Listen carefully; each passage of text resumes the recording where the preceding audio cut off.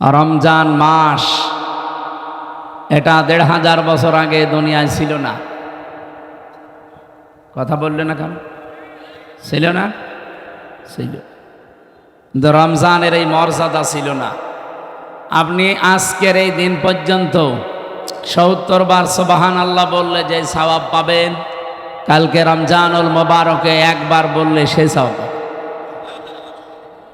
আজকের এই দিন পর্যন্ত যদি ৭০ রাকাত নামাজ পড়েন একাধারে যেই সওয়াব হবে, কালকে শুধু ১ রাকাত নামাজে সেই সওয়াব হবে।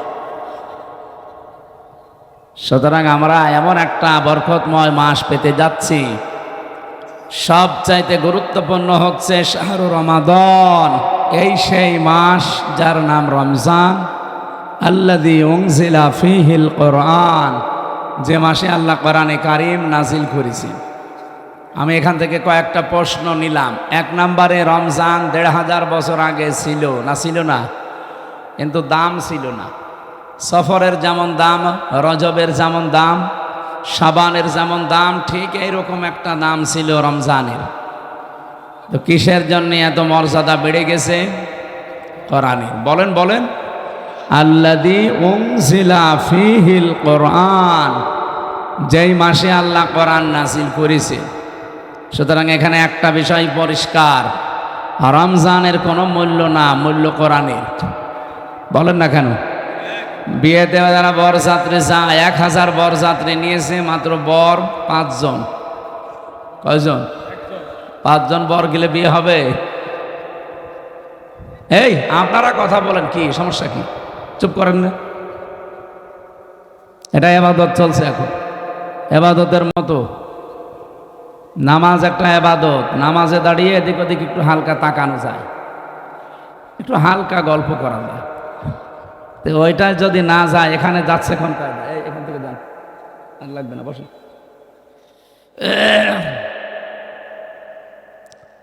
বগুড়াবাসী,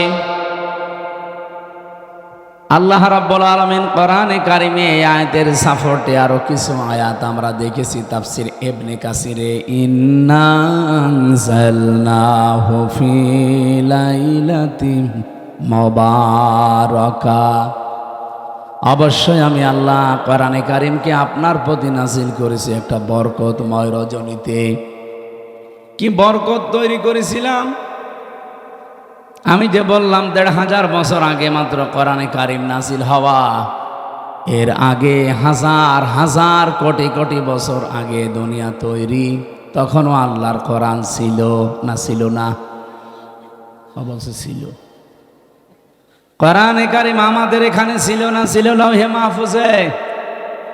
প্রথম রমজানে আমার আল্লাহ প্রথম আসমানে এটা নাজিল করেন। ওখান থেকে ২৭শে রমজান বলে আমরা যেটা জানি, শবে কদরে। ইন্না আনজালনাহু ফি লাইলাতিল কদর, অবশ্যই কোরআনে কারিম আমি নাজিল করেছি লাইলাতুল কদরে। আমা আদরাকা মা লাইলাতুল কদর, হে নবী আপনি জানেন এটা কি? লাইলাতুল কদরি খায়রুম মিন আলফি শাহর। এখানে আলেম আছে যেহেতু কামিল মাদ্রাসা, খেয়াল করে। আল্লাহ আলফুন শাহরুন দেননি যে ১০০০ বছর, আল্লাহ দিয়েছেন আলফুন শাহরুন। ১০০০ বছর এটা নাই, দুইটাই যেহেতু অনির্দিষ্ট, এই জন্য এটা শুধু ১০০০ বছর হবে না, এটা হাজার হাজার বছর হবে। তাফসীরে মুফাসসির জানাতে চেয়েছেন, হাজার হাজার বছরও পৃথিবীর মানুষের যে উপকার হয়নি, সৃষ্টি জগতের যে কল্যাণ হয়নি, কোরআন যেদিন নাজিল হয়েছে ওই দিন আমার আল্লাহ তামাম পৃথিবীর উপরে তার চাইতে বেশি কল্যাণ করেছেন। কি কল্যাণ দিলেন আল্লাহ? এত দামি একটা রাত বানিয়ে দিলেন যে হাজার হাজার হাজার হাজার মাসের চাইতেও এটা আল্লাহর কাছে উত্তম। কারণ শুধু একটাই, কোরআন দিয়ে আমার আল্লাহ শ্রমিকের মর্যাদা বৃদ্ধি করে দিয়েছেন, কোরআন দিয়ে নারীর মর্যাদা বৃদ্ধি করে দিয়েছেন। এত বেশি মর্যাদা আল্লাহ শ্রমিককে দিয়েছেন। বিশ্বনবী জানিয়েছেন, আল কাসিবু হাবিবুল্লাহ, শ্রমিক যারা কাজ করে খায় এরা আর সাধারণ মানুষ থাকে না, এরা আল্লাহর বন্ধু হয়ে যায়। বাংলাদেশের নিয়মটা আলাদা। এদেশে যারা কাজ করে না, খালি মেরে খায়, এরা আল্লাহর বন্ধু। কি কথা বলেন না কেন? 48,000-এর উপরে দরবার আছে এই দেশে। আপনি একটা দরবারের মানুষকে দেখান তো যে দরবারে মানুষ কাজ করে খায়? কোনো কাজ নেই। শুধু হাদিয়া তোফা আসবে বিভিন্ন মুরিদদের। সাতক্ষীরায় আমি এক পীর পেয়েছিলাম, ওনার 12,000 নাকি মুরিদ। প্রত্যেকবার বছরে 2 বার করে অনুষ্ঠান দেয়। বলেন তো, যদি 10 টাকা করে এক একজন মুরিদ দিয়ে যায়, 12,000 মুরিদ, বছরে 2 বার দিলে যা টাকা উঠবে, ওর জীবনে আর কিছু করা লাগবে ওই বছরে। 48,000 এটা যে সরকারি জরিপে বলছিলাম, বাইরে আরো বেশি আছে। আমি যেটা এখান থেকে আপনাদের জানাতে চাই, এই যে হাজারো দরবারগুলোতে কোনো কাজ কামের ব্যবস্থা নেই, খালি মানুষ বসে খাবে এই চিন্তা করে। অথচ মানুষকে আল্লাহ বানিয়েছে এই কঠোর পরিশ্রম করার জন্যে। লাকাদ খলাকনাল ইনসানা ফি কাবাদ, অবশ্যই আমি আল্লাহ মানুষকে বানিয়েছি কঠোর পরিশ্রমের মধ্য দিয়ে। বিজ্ঞান জানিয়েছে, মায়ের জরায়ুতে যখন সন্তানটা পড়ে, তার মানে বাবার এই বীর্যটা 1 ফোঁটা যখন পড়ে, 1 ফোঁটা বীর্যের ভেতরে কমপক্ষে 40 লাখ আমির হামজা তৈরি হতে পারে। ওখান থেকে তারা প্রতিযোগিতা করে, দৌড় দিতে আরম্ভ করে।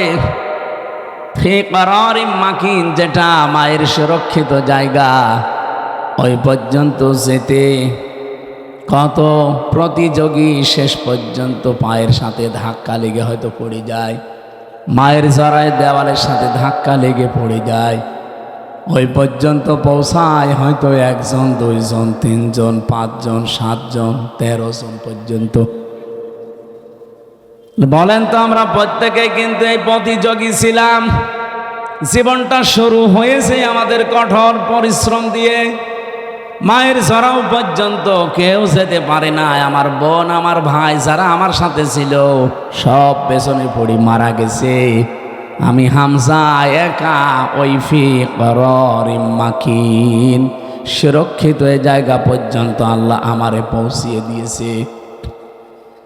ওখান থেকে শুরু করে 40 দিন, এরপরে 40 দিন, এরপরে 40 দিন, এভাবে 6 মাস পর্যন্ত একটা মানুষের ভেতরে ক্ষুধা আসে না।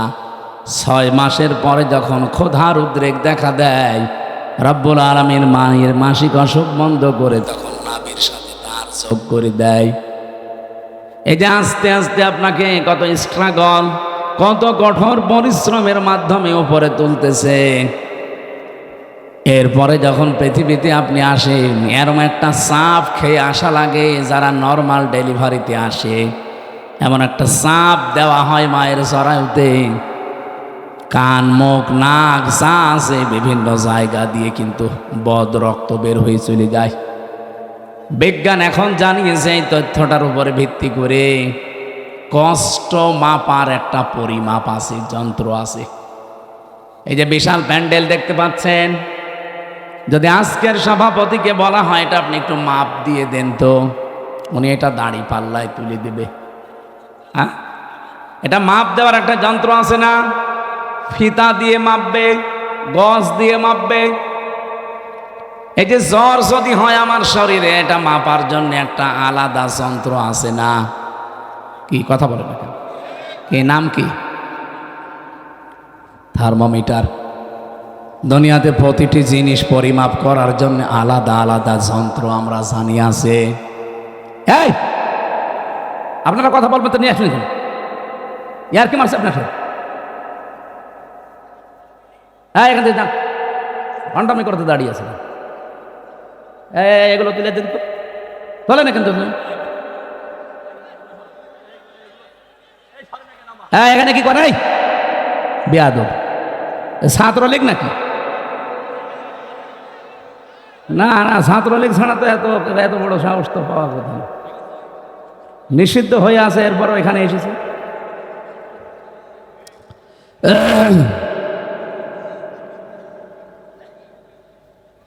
কে নিষিদ্ধ না? ওরা নিষিদ্ধ জিনিস এখানে আসবে কেন? আমাদেরকে 1 তারিখে নিষিদ্ধ করেছিলেন, আমরা 5 দিন গা ঢাকা দিয়েছিলাম। তা আপনাদের নিষিদ্ধ, আপনি যতদিন শুদ্ধ না হন ততদিন গা ঢাকা দিয়ে থাকেন। স্বরাষ্ট্র উপদেষ্টা গত পরশুদিন কি ঘোষণা দিয়েছেন দেখেছেন? যদি কোনো জায়গায় কোনো ডাকাত, চোর, ছিনতাইকারী, চাঁদাবাজ ধরতে পারেন, জায়গায় মেরে ফেলবেন, কোনো বিচার নেই। এরকমই হওয়া দরকার। যা আরম্ভ করেছে ওরা, আজকে আমি প্রশাসনের সাথে একজনের কথা বলছিলাম আসার সময়, বলছে এখন যে বিশৃঙ্খলাগুলো তৈরি হচ্ছে সব ওদের ভেতর থেকে আমাদের ভেতরে ঢুকতেছে, যেন এই সরকার ব্যর্থ হয়ে যায়। এই জন্য খুব সতর্ক থাকা লাগবে ভাই। এই ছেলে, এমন এক চড় দেবো না কানের নিচে, জায়গা মতো বসে পড়বেন আপনি। বিয়াদবের বাচ্চা, বিয়াদব। 14 বার কথা বলা লাগে, ভণ্ডামি করার জন্য আসে। একজন যদি দাঁড়িয়ে থাকে না সামনে, এমনি মেজাজটা খারাপ হয়ে আছে, এরপরে যদি এত ডিস্টার্ব হয়, কথা বোঝানো যায়। গতবার গাবতলী থেকে আসার সময় এই মাহফিলে আমি বের হয়েছিলাম, ওখান থেকে 9টা থেকে এই জায়গায় এসে 10টায় উঠবো, কিন্তু ওসি সাহেব আমার এমন তাড়া দিয়েছে, এক তাড়ায় প্রায় 1.5 কিলোমিটার শুধু দৌড়িয়েছি, তা মাঠের ভেতরে। এই আগস্টের 5 তারিখের পরে ওই ওসি এই সিরাজগঞ্জ গোল চত্বরে দেখা করছে রাত 2টার সময়। আমি চা খাচ্ছি বসে, আমি, আব্দুল বারী রশিদি ভাই, এরপর হোসাইন আহমেদ, মাহফুজ, আরও 2 জন ছিল। এসে বলছো হুজুর মাফ করে দিন। কে ভাই আপনি? আমি ওই সেই গাবতলী থানার ওসি। আরে শয়তান, এইদিকে তোরাই তো করছি, কোথায় ছিলি এতদিন? বলছো হুজুর আমার বদলি করে দিয়েছে, আমার নামে বিভাগীয় মামলা হয়েছে, আমি এখন কক্সবাজারে ওই টেকনাফে আসি চুরি করি, মাফ করবো, আগে টাকা ফেরত দেন। ওই দিন আমারে তো ধরতে পারেননি, গাড়িটা ধরিয়ে, ড্রাইভারে ধরিয়ে, আব্দুল বারী রশিদির ওর গাড়ি ধরিয়ে, আব্দুল সালামের গাড়ি ধরিয়ে আপনারা 1,13,000 টাকা নিয়েছেন। ওই টাকাগুলো ফেরত দেবেন, এরপরে আপনার মাফ হবে। যে হুজুর টাকা নেই, মাফ কিসের? 7 দিন সময় দিলাম, টাকা ফেরত দেওয়া লাগবে। টাকা ফেরত দিয়েছে 1 লাখ। পুলিশ যে টাকা ফেরত দেয় বাংলাদেশে মনে হয় এই প্রথম। তাছাড়া আপনি পেয়েছেন পুলিশ 10 টাকা ফেলে ছাড়ে না। আমি প্রথম জেলখানায় গিয়েছিলাম যখন থানার হাজতে ছিলাম, ওখান থেকে যখন জেলে নিয়ে যাবে কয়েকজন তো দেখতে গেছে, বের হওয়ার সময় আমার কাছে টাকা ছিল মাত্র 10 টাকা। আমরা বলছো টাকা, বলছে টাকা পাবো কোথায়? বলছে না আমরা জানি আপনাকে যারা দেখতে এসেছিল কিছু দিয়েছে। ওরে আল্লাহ, তো জিব্রাইল সব বলে দিচ্ছে। শেষে 10 টাকা দিলাম, তাও খুশি। যারা 10 টাকা বলেন তো পাওয়ার পরে আর ছাড়তে চাই না, তারা 1 লাখ টাকা ফেরত দিয়ে দিল। এ কি দেখেছে? আমার 13,000 হুজুর মাফ করে দিন, যা তোরে মাফ করে দিলাম, অন্তত লক্ষাধিক টাকা তো ফেরত দিল। তো সেই জায়গা থেকে আজকের এই ডোমন পুকুর। আমি এর আগেও 1বার না 2বার এসেছিলাম। ওই আপনাদের ওই যে কি এমপি ছিল একজন, বাবলু সাহেব, উনি থাকতে। এরপরে তো 3 বছর গেল ভেতরে, আসতে পারি নাই। গত বছর আসার চেষ্টা করেছিলাম। অনেকেই খারাপ ধারণা করেন দাওয়াত নিয়ে আসে না। না, আমার এই রেকর্ড বাংলাদেশে নেই। আমি হাসপাতাল থেকেও বলি যে দরকার হয় অ্যাম্বুলেন্সে করে নিয়ে যেয়ে বসিয়ে রাখে, ওদের খালি চেহারা দেখি আমি আবার ভর্তি হব। কিন্তু আমি শুনলাম যে গতকাল যিনি মাহফিলে দাওয়াত নিয়েছিলেন, ওই যে সেই ছোটো হুজুরটা, ওটা নাকি আসে না। ও পরশুদিনও আমার সাথে ছিল পাবনায়, আসে না। এর আগে ছিল আমার সাথে ময়মনসিংহ, আসে না। কি করে কি দাওয়াত ওরা নিতে বলে কি? আপনারা জোর করবেন না, আমি জানি তার বাচ্চারা। আমারে অনেকে বলে যে দাওয়াত দিয়ে দিন, আমি দাওয়াত দিয়ে তো আর এক মুসিবতে পড়ব। কারণ 100টার ভেতরে যদি 50টা মাহফিলে না আসে তাহলে ওদের অবস্থা কি হবে বলেন। গতবার এই যে এখানে কোন মুরব্বী যেন হাও মাও করে কাঁদছিল, অথচ আমি তখন দৌড়াচ্ছিলাম মাঠের ভেতর দিয়ে, পা মা কেটে ফ্র্যাকচার হয়েছিল। পরবর্তীতে ভিডিও দেখলাম যে উনি কাঁদতেছে আর আব্দুল সালাম থামাচ্ছে মানুষকে। সুতরাং এই সেই বগুড়া, আমি সেই দিন থেকেই নিয়ত করেছিলাম যদি সময় পাল্টাইতে বাংলাদেশে এই মাহফিল দিয়ে শুরু হবে। যেন আজকে এই মাহফিল শেষ, আগামীকাল থেকে যেহেতু রমজান, প্রিন্সিপাল সাহেব আমার বাসায় জেল থেকে বের হয়ে প্রায় 2 বার গেছে। প্রিন্সিপাল সাহেব একজন কামিল মাদ্রাসার প্রিন্সিপাল, বোঝেন আপনি, আমার বাবারও বড়। ওনার আমি সম্মান ওইভাবে হয়তো দিতে পারি নাই, তারপরেও 2 বার এখান থেকে সেই কুষ্টিয়ায় আসতে যেতে লাগে প্রায় 8-9 ঘন্টা। এই সময় ব্যয় করে উনি আপনাদের দেখানোর জন্যে যে এবার আশা করি আর কেউ বাধা দিতে পারবে না। আর এখন বাধা দেওয়ার কেউ নেই, বাধা দিলে আমি আদেশ দিয়ে দিলাম, স্বরাষ্ট্রমন্ত্রীর ওই আদেশ মেরে ফেলবে, কারণ ওটা একটা ক্যান্সার। ওটা কি, ও ক্যান্সার বাঁচিয়ে রাখলে তো শরীর নষ্ট হয়ে যাবে। কোরআনের জন্যে এই দেশটা টিকে আছে, আপনি কি টের পাচ্ছেন? এই দেশটা কোরআনের জন্য টিকে আছে, আর এখানে কোরআন থাকবে। 96% মুসলমান আমরা এই দেশে। কি নামাজ কম বেশি না পড়তে পারি, রোজা না রাখতে পারি, কোরআন শরীফ সম্পর্কে কিছু বললে দল বেদল নেই, তারে দেখে নেব। কারণ কিয়ামতের দিন কোন কোরআন শরীফ যদি বলে আল্লাহ আমি এর পক্ষে, তুমি মাফ করে দাও, আল্লাহ বলেন যা মাফ করে দিলাম। এদিনে কোরআন যেন বিপক্ষে না যায়। আল কোরআনও হুজ্জাতুল্লাকা ওয়া আলাইকা, কোরআন যার পক্ষে সাক্ষী দেবে আল্লাহ তাকে জান্নাত দিয়ে দেবে, যার বিপক্ষে যাবে ও যত বড় পীরের মুরিদ হোক ও জাহান্নামে যাবে। এই জন্য আব্দুল বারী রশিদি সাহেবের উপরে, আব্দুল সালামের উপরে যাদের রাগ, মন খারাপ, ভুল বোঝেন না, এটা আমাদের কোনো দোষ নেই। কোরআন শরীফ আমি মাথায় নিয়ে বলতে পারি, আমি 100 চেষ্টা করেছিলাম। ওখানে আমি 8টা থেকে 9টা 1 ঘন্টা কথা বলেছি গাবতলিতে, ওটা ঠিক মতো হয়ে গেল। সেই দিনে মনে হয় প্রধান অতিথি ওখানকার আওয়ামী লীগের একজন সভাপতি নাকি যেন উনি ছিল। ওর পরে এখানের একজন ভিপি ছিল প্রধান অতিথিকে আমি জানি না, শাহিন নাকি না, হ্যাঁ, ওনারে আমি কল দিয়েছিলাম ওই দৌড়াতে। উনি বলছে হুজুর আপনি আসলে আমি তুলতে পারবো না, তাই আপনি যদি না পারেন আমি যাবো কোথায়। শেষে সিএনজি দিয়ে, মোটরসাইকেল দিয়ে কোথা থেকে সিরাজগঞ্জ পর্যন্ত পালিয়ে, এইভাবে হয়। উনি আসলো না, আমি আসবো কি করে, আমার তো আসতে দেয়নি। এই জন্যে এখন বলছে আসেন, এই মাইক দিয়ে দিলাম, এখন মাইক কেড়ে নেন। কোন মায়ের দুধ খেয়েছেন আমি দেখবো, আসেন। মাইক ছেড়ে দিলাম, কেড়ে নিন।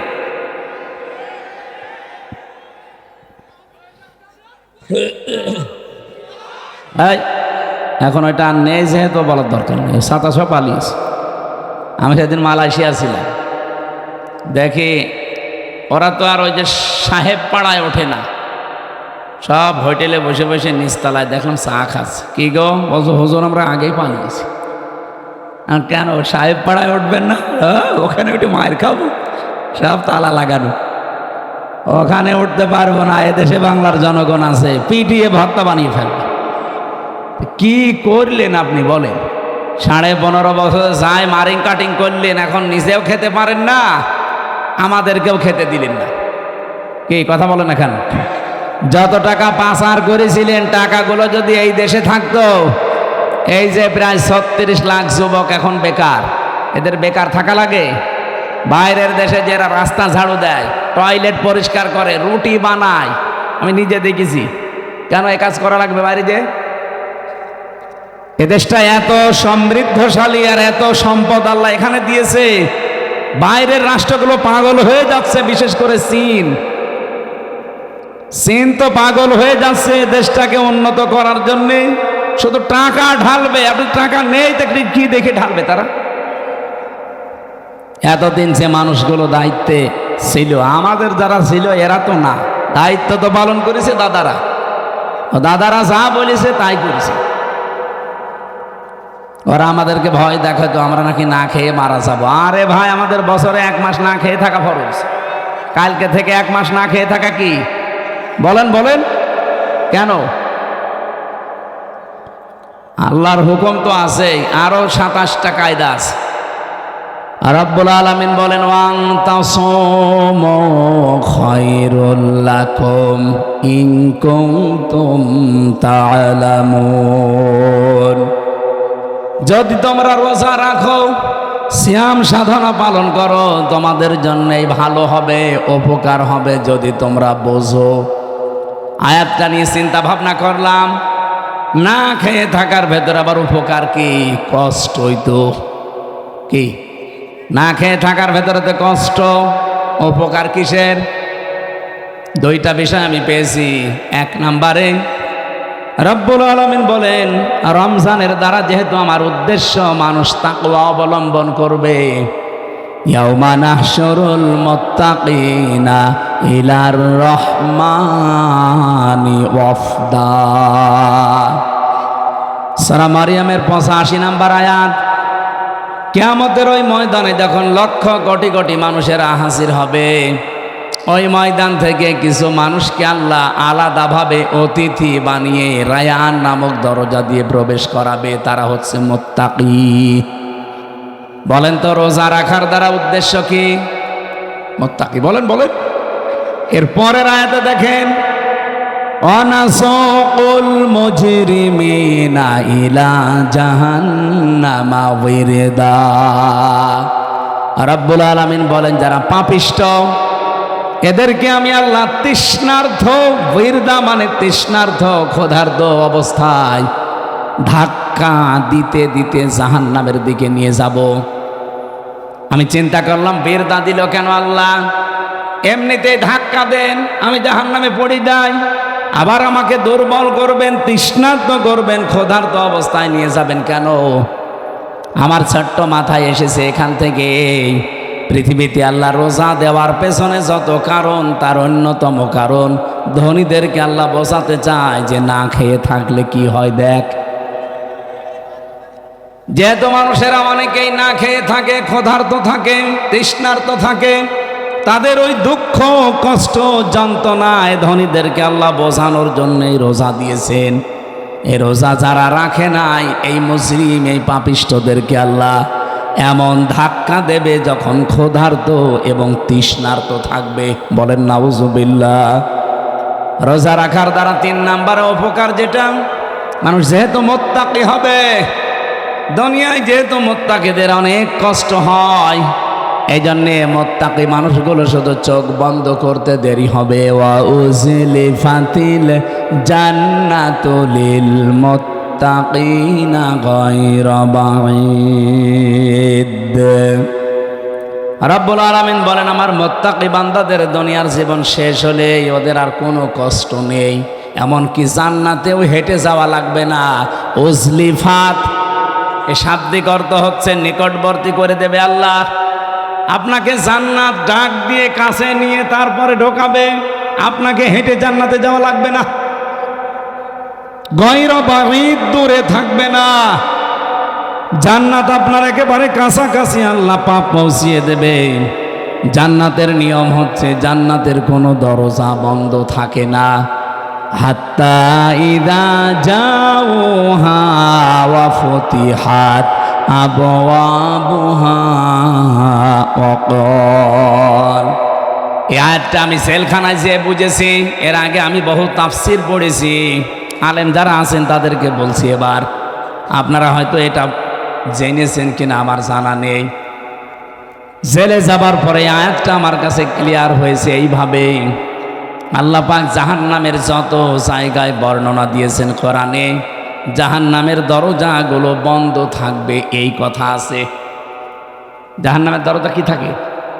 সব বন্ধ থাকে সব সময়, 24 ঘন্টা অলওয়েজ। এইটা পেয়েছি আমি।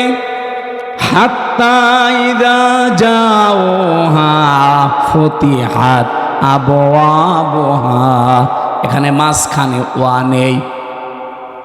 আল্লাহ পাক বলেন জাহান্নামের ফেরেশতারা যখন ধাক্কা দিতে দিতে ওকে জাহান্নামের গেটে নিয়ে যাবে, জাহান্নামের দরজা তো সব সময় বন্ধ থাকে। যিনি দারোয়ান ফেরেশতা আছে, মালিক দায়িত্বে, তিনি দরজা খুলে দেবে।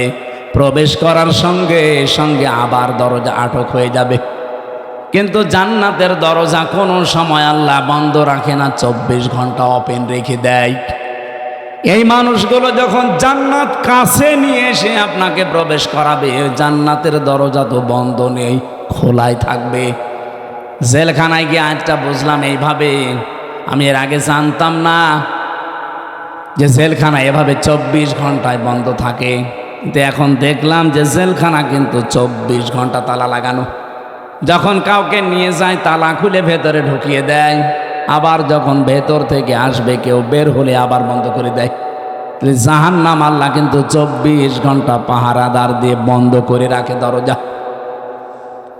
জান্নাতি মুত্তাকি বান্দাদের যে বর্ণনা বলছিলাম, এদের যেন কষ্ট না হয়, এজন্য জান্নাত কোনো দূরে থাকবে না, একেবারে কাছাকাছি নিয়ে এসে দেবে আল্লাহ।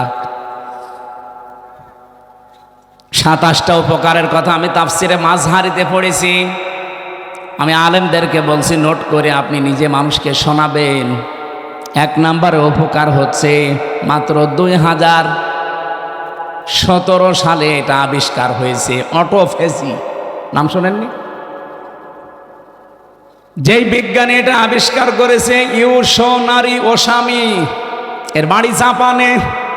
চিকিৎসা বিজ্ঞানের উপরে গবেষণা চালিয়ে লোকটা নোবেল পর্যন্ত পেয়েছে, নোবেল পুরস্কার। 2017 সালে অনেক চিন্তা ভাবনা করেছে মানুষের এই শরীর নিয়ে। পুরা বডির ভেতরে 2 কোটির ওপরে কোষ তিনি পেয়েছেন। কত কোষ পেয়েছেন? 2 কোটি। কিন্তু এই 11-12 মাসে একাধারে মানুষ যখন খাবার খেতেই থাকে, তখন ওই পাশাপাশি কিছু কোষ তৈরি হয়। ওই কোষগুলো শরীরের এই 3.5 হাত বডিতে 2টা ক্ষতি করে। 1 নম্বরে আপনার শরীরে হয় ক্যান্সার হবে, নাই টিউমার হবে। বিজ্ঞান এখন 5.5 কেজি রক্ত পেয়েছে আমাদের শরীরে। এই 5.5 কেজি রক্তের ভেতরে 5 প্রকার ক্যান্সার হয়, আর টিউমার হয় 3 জাতির। হয়তো কোনোটা ফুলে ওঠে, কোনোটা ভেতরে থাকে, কোনোটা ফলেও না ভেতরেও থাকে না, রক্তের সাথে আস্তে আস্তে মিশে যায়। এই যে কোষ যেগুলো বৃদ্ধি হয়েছে 11-12 মাস ধরে, এইগুলোর কারণে এই সমস্যাটা তৈরি হয়। চিন্তা করলেন কিভাবে এই কোষ থেকে মানুষকে মুক্ত করা যায়। তিনি 13 বছর একাধারে গবেষণা করেছিলেন। সর্বশেষ তার গবেষণা এটাই এসেছে যে 12 মাসের যদি একটা মাস কেউ দিনের বেলা না খেয়ে থাকতে পারে, 29 কি 30 দিন একাধারে, তাহলে আসল আল্লাহ যে কোষ দিয়েছিলেন 2 কোটি, বাকি যে কোষগুলো বৃদ্ধি হয়েছে, ওই কোষ যখন কিছু খেতে না পায় তখন ওই পাশেরটা খাওয়া আরম্ভ করে। আল্লাহর দেওয়া কোষগুলো, এই অটোমেটিক তৈরি হওয়া কোষগুলোকে খেতে খেতে 30 দিনে পোড়াটা সাবাড় করে ফেলে। 30 দিন যদি একাধারে খেতে থাকে, ওর শরীরে অতিরিক্ত আর একটা কোষও বাকি থাকে না। তার মানে কোষ যখন অতিরিক্ত নেই, আপনি ক্যান্সার থেকে বেঁচে গেলেন, আপনি টিউমার থেকে বেঁচে গেলেন। চিন্তা করছি এই তথ্যটা পৃথিবীর কোনো ধর্মে আছে কিনা দেখি। 4,500 ধর্মীয় গ্রন্থ দুনিয়ায় আছে এখন। উনি সবগুলো একটা একটা করে মিলিয়ে না, কোনো গ্রন্থে এই তথ্য নেই। সর্বশেষ মুসলমানদের ধর্মীয় গ্রন্থ কোরআন, এইটা তিনি পেয়েছেন। পাবার পরে দেখেন যে এখানে আছে 30 দিন আল্লাহর বান্দারা 1 বছরে না খেয়ে থাকবে। এই তো পেয়েছি আমি যা মনে করেছিলাম। 13টা বছর আমি গবেষণা করে যা পেয়েছি, মুসলমানদের ধর্মীয় কিতাবে এটা অনেক আগেই দেওয়া আছে। আল্লাহ পাক যে বলেন তাসামু খায়রুল লাকুম ইন কুনতুম তা'লামুন, অবশ্যই রোজা রাখলে তোমাদের উপকারী হবে যদি তোমরা এটা বুঝতে পারো। যেহেতু বিজ্ঞানী এখন বুঝেছে, তথ্য আমরা পেয়ে গেছি, এজন্য ফামাং শাহিদা মিনকুমুশ শাহরা ফালিয়াসুম, তোমাদের ভেতরে কেউ যদি রোজার মাস একবার পেয়ে যায়, আল্লাহ বলেন অবশ্যই সে যেন রোজা রাখে। এটা কিন্তু গত বছর যারা আদায় করেছে এবছরে অনেকে কবরে চলে গেছে। এবছর আমরা যারা কালকে থেকে পেতে যাচ্ছি, হেলায় খেলায় নষ্ট করেন না, রোজাটা অবশ্যই আপনি রাখবেন। অনেক গরিব মানুষ আছে বলে, হুজুর আমারও রোজা রাখা লাগবে, আমি ভ্যান চালাই। আরে বেটা, অভাবী মানুষের অভাব দূর করার জন্যই তো রোজা দরকার। কারণ রোজার দ্বারা আল্লাহ যেটা মানুষকে তৈরি করে দিতে চায় তার নাম কি? তাকওয়া। বলেন বলেন, আরো জোরে বলেন।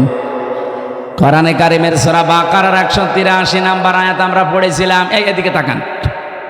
রাব্বুল আলামিন বলেন, ইয়া আইয়ুহাল্লাযীনা আমানু কুতিবা আলাইকুমুস সিয়াম।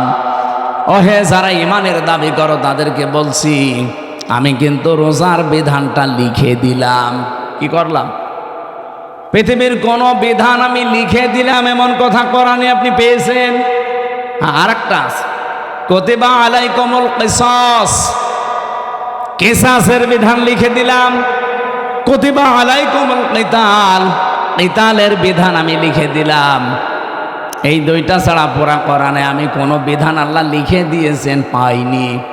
হ্যাঁ পেয়েছি, ওগুলো আল্লাহ ফরজ করেছেন। এই জন্য সেখানে ফারদ ওয়াজ পাবেন, ফারদুন। কিন্তু রমজানের ব্যাপারে আল্লাহ কথা বলতে গিয়ে বলেন, কুতিবা আলাইকুমুস সিয়াম, আমি কিন্তু লিখে দিলাম সিয়ামকে। আজকের এই জমিনটা যদি আমি সভাপতি সাহেবকে বলি যে স্যার আপনাকে আমি দিয়ে দিলাম, কোনো দাম আছে আমার এই কথার?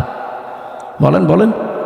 যদি এটা সই স্বাক্ষর করে দলিল করে স্ট্যাম্প করে বলি, এই যে নেন, এ জমির দাম এখন 1 বিঘা 20 লাখ, এই কথা বলেন কেন? ব্যক্তি তো একই, আগে দিয়েছিলাম মুখে মুখে, এখন আমি দলিল করে লিখে সই স্বাক্ষর করে দিয়ে দিলাম, দাম হয়ে গেছে আকাশ আর পাতাল। আগেরটা কোনো মূল্যই ছিল না, পরেরটার মূল্য 20 লাখ। কথা বলেন ঠিক কিনা? রব্বুল আলামিন বলেন, আমি রোজা তো তোমাদের জন্য ফরজ করেছি ফারদ ওয়াজ দিয়ে না, কাতাবা দিয়ে। আমি কিন্তু লিখে সই স্বাক্ষর করে দিয়েছি। এত দামি বিধান এটা আমি আল্লাহর কাছে। পৃথিবীর অন্যান্য বিধানগুলো আমি দুনিয়ায় নাজিল করেছি জিবরাইলকে দিয়ে, আর রোজাটা নাজিল হয়নি, এটা আমি আল্লাহ নিজে আমার রসুলকে আরো সে নিয়ে উপহার দিয়েছি। বিশ্বনবী মুহাম্মদ রাসূলুল্লাহ 50 ওয়াক্ত নামাজ পেয়েছিলেন। ভালো করে শুনবেন, আমি বলার জন্য বলছি, শোনার জন্য শুনবেন না, এখানে কিছু নেওয়া লাগবে। 50 ওয়াক্ত নামাজ পেলেন তিনি, 6 মাস রোজা পেলেন, আনন্দে আসছিলেন। প্রতিমধ্যে হযরতে মুসা নবীর সাথে দেখা। হযরতে মুসা ডাক দিয়ে বলেন, ইয়া রাসূলুল্লাহ, আপনার মর্যাদা আমার চাইতে বেশি, কিন্তু অভিজ্ঞতা আপনার চাইতে আমার বেশি, কারণ দুনিয়ার জীবন আমি পার করে এসেছি। আপনি তো জানেন না বাস্তবতা কি। আপনার উম্মতের যে অবস্থা, 60-70 বছরের বেশি ছাতা বাঁচে না, আর আমার উম্মত 1500 2000 বছর হায়াত পেয়েছে। ওরা পাহাড় কেটে বাড়ি বানিয়েছে, এত শক্তিশালী ছিল। একমাত্র একটা রোজা ছিল বছরে, আর একটা মাত্র নামাজ ছিল 1 ওয়াক্ত সারা দিনে। তাই আমার উম্মতরা পড়তো না। আর আপনার উম্মত এত ওয়াক্ত নামাজ দিয়েছে, 6 মাস রোজা, আর আপনি আনন্দ করেন, পারবে না। আপনি যান আল্লাহকে একটু কমান। উনি 1 বার 2 বার 3 বার 4 বার 9 বার ফেরত পাঠিয়েছিলেন। প্রতিবার 5 ওয়াক্ত করে আল্লাহ কমিয়েছেন, 5 নং 45 ওয়াক্ত। হযরতে মুসা বললেন, না হবে না, আর একবার যান। বিশ্ব নবী বলেন, হে ভাই মুসা, কি বলেন আপনি? আল্লাহ আমারে দিতে চান আর আপনি বলেন কমান, আমার লজ্জা করছে, আমি আজ যেতে পারবো না। আমার উম্মতের ব্যাপার আমি জানিও, পড়বে কি না পড়বে আমি দেখব, আমি আর যাব না। সঙ্গে সঙ্গে জিবরাইলকে ওই জায়গায় পাঠিয়ে দিয়েছিলেন। তখন তিনি 6ষ্ঠ আকাশে আছেন। রব্বুল আলামিনের ফেরেশতা জিবরাইল এসে বলে, ইয়া রাসূলুল্লাহ, আল্লাহ আমাকে পাঠিয়েছেন 2টা বিষয় জানানোর জন্যে। 1 নম্বরে, আল্লাহ যেহেতু সিদ্ধান্ত নিয়ে রায় দিয়েছেন, অতাম্মাত কালিমাতু রাব্বিকা সিদকাও ওয়া আদলা, লা মুবাদ্দিলা লিকালিমাতিহি ওয়া হুয়াস সামিউল আলিম। বলেন আল্লাহু আকবার। সূরা আনআম 115 নম্বর আয়াত খুব ভালো করে খেয়াল করবেন, এখনই সেই শিক্ষাটা আসবে। এটা নিয়ে বাড়ি যাওয়া লাগবে, শুধু এসেছেন চলে যাবেন না। এই জন্য আমি মাহফিল করি না, আমি কিছু দেব এমন যেটা কোরআন হাদিসের সাথে মিলে গেলে আপনাকে নিয়ে বাড়ি যাওয়া লাগবে। কথা বলেন না কেন? যদি এখানেই রেখে চলে যান তাহলে আপনার ওয়াজ শুনতে আসার দরকার কি? বলেন তো, বাড়ি নিয়ে যাবেন কি না? এই বাড়ি নিয়ে যাবেন না? আওয়াজ পাওয়া যাচ্ছে না, যাবেন? রব্বুল আলামিন 1 নম্বরে বলেন আমার কোরআনে যত তথ্য আছে সব সত্য, 2 নম্বরে যত তথ্য আছে সব ইনসাফপূর্ণ, 3 নম্বরে আমার কথা কোনোদিন রদবদল হবে না, পরিবর্তন হবে না। আল্লাহর কথা যেহেতু পরিবর্তন নেই, আপনি বারবার এসেছিলেন, এই জন্য আপনার কনসিডারের কারণে আল্লাহ কমিয়ে দিয়েছেন। আল্লাহ যেহেতু ওটা লিখে ফেলেছেন একবার, ওটা আর পরিবর্তন রদবদল হয় না। আপনার উম্মতদেরকে বলে দেবেন, যদি তারা 5 ওয়াক্ত নামাজও সঠিকভাবে শিক্ষা নিয়ে পড়তে পারে, আর 1 মাস রোজা যদি হক আদায় করতে পারে, আল্লাহ পাক তাদেরকে 6 মাস রোজা রাখা 50 ওয়াক্ত নামাজ পড়ার সওয়াব দিয়ে দেবে। সেই উম্মত আমরা, সেই রোজা আমাদের সামনে। বগুড়াবাসী, এখান থেকে 3 নাম্বার যে কায়দাটা লা মুবাদ্দিলা লিকালিমাতি, যেটা জিবরাইল আলাদাভাবে শুনিয়েছেন, হে নবী আপনার শুধু কনসিডারের কারণে আল্লাহ কিন্তু কমিয়েছে, কিন্তু সওয়াব কমাবে না। যদি 5 ওয়াক্ত হক আদায় করে পড়তে পারে, রোজা রাখতে পারে, আমি আল্লাহ ওইটাই রাখবো যেটা আগে দিয়েছিলাম। কারণ আল্লাহর কথায় কোনো পরিবর্তন, জোরে বলা লাগবে, আল্লাহর কথায় কোনো পরিবর্তন।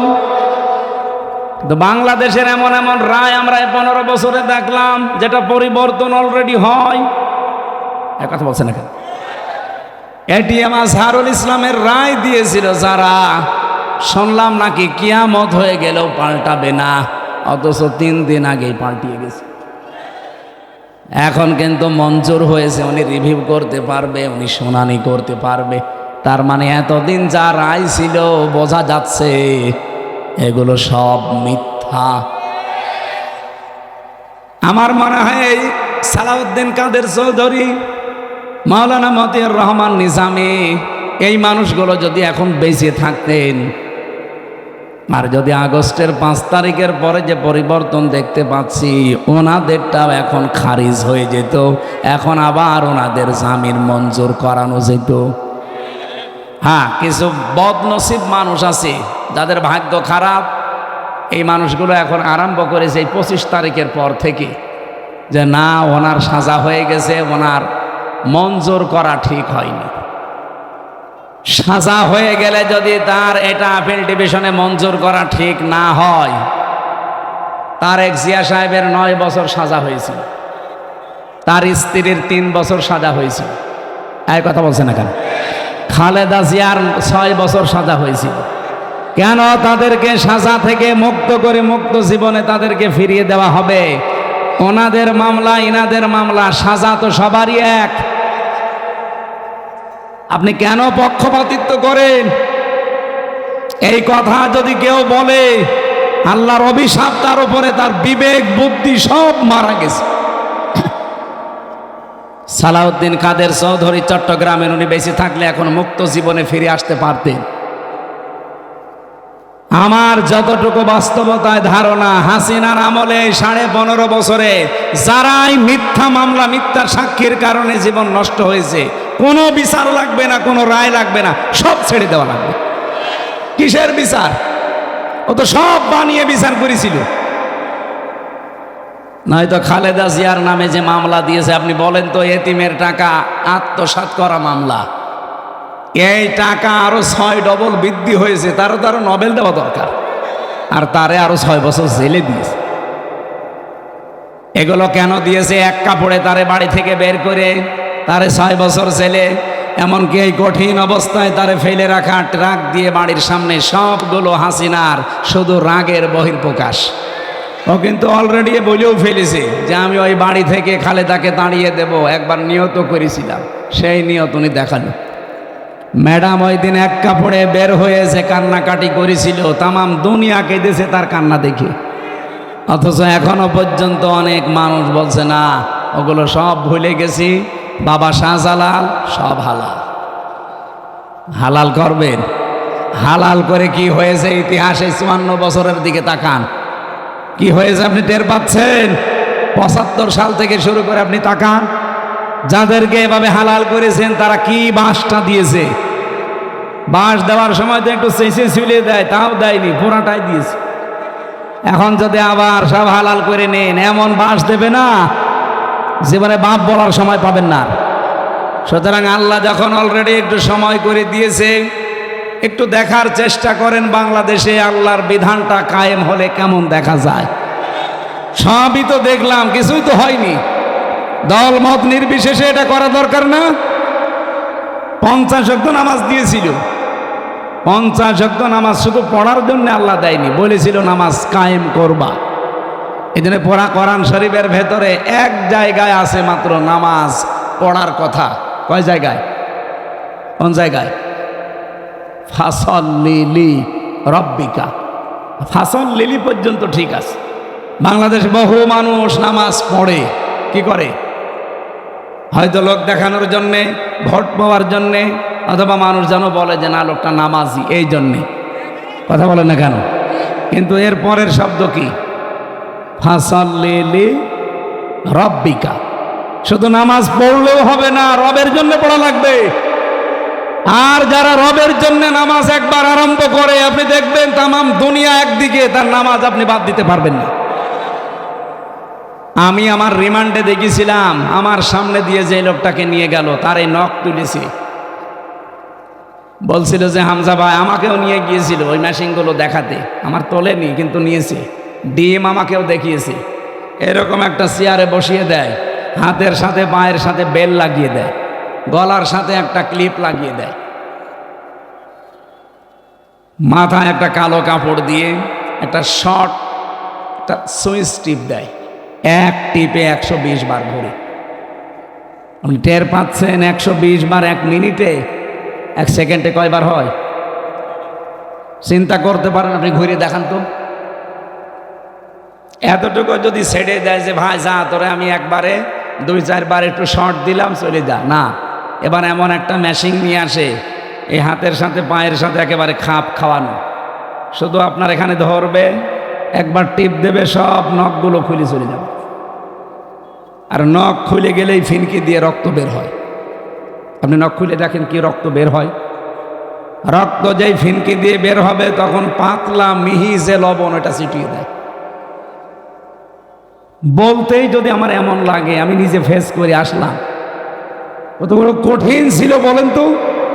আপনি একটু নিজেকে কোনোদিন আয়না ঘরের সামনে দাঁড় করান যে ব্যারিস্টার আরমান 8 বছর ছিল ওই ঘরটায়, এদিকে 3.5 হাত, এদিকে 1.5 হাত, সামনে টয়লেট দেওয়া, যার কোনো দরজা নেই, কোনো দেওয়াল নেই, ওদের সামনে বসে টয়লেট করা লাগবে।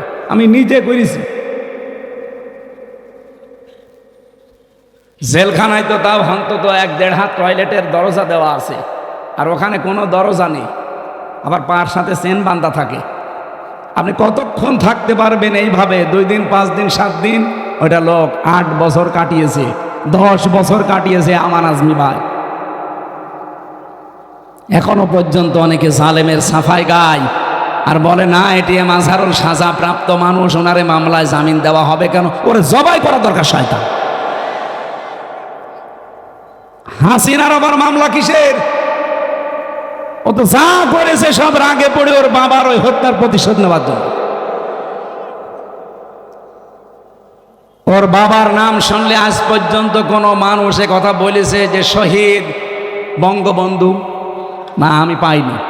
কিন্তু আপনাদের বগুড়ার সন্তান শহীদ জিয়া, নাম শুনলে মানুষ আগে শহীদ বলে কেন? এমনি এই শব্দটা তো খেলাচোরা জিনিস না যে যাত্রার নামের সাথে লাগিয়ে দেবেন।